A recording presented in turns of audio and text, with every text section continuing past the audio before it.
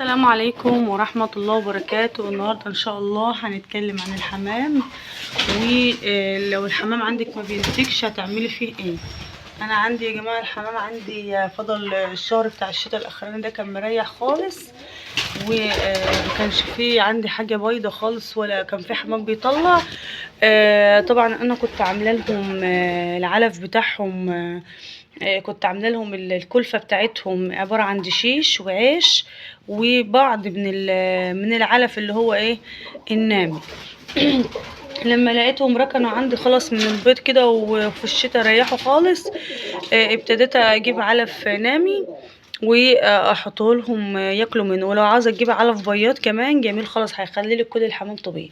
بس انا معوداهم عليه، لو انت مش معوداهم عليه اهتمي بالكلفه ومش عاوزه تعوديهم. الاكل طبعا غالي والحمام مش بيجيب سعره. يعني انا عشان نطلع جوز حمام زي ده كده جايبه 3 كيلو علف لحد الان. جبت كيلو خلاص وجبت كيلو خلاص، طبعا عشان كله بياكل منه، مش اللي انت مطلعه، مش اللي هيزغط بس يعني. طبعا بعد ما جبت العلف دوت انا بقالي حوالي مثلا 3 اسابيع ماشيه عليه. بسم الله ما شاء الله. ده عندي الحمامه دي بيضه، وعندي الحمامه دي طلعت اهي بقالها اسبوع مطلعه.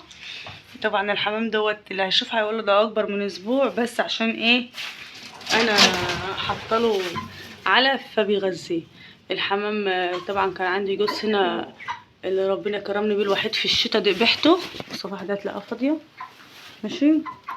وعندي الحمامه ديت اهيت لسه مطلعتش، وعندي الحمامه هنا برضو لسه مطلعتش. طبعا انا مولفاهم، الحمام ده مولفاه. كان عندي الحمامتين النتايه وبدلت مع واحده بجوز، خدت منها حمامتين ايه ذكور. دي برضو مقربه تطلع، دي ان شاء الله هتطلع النهارده بكره ولا بعده بالكتير، لان هي بقالها داخله على 15 يوم اهيت ماشي.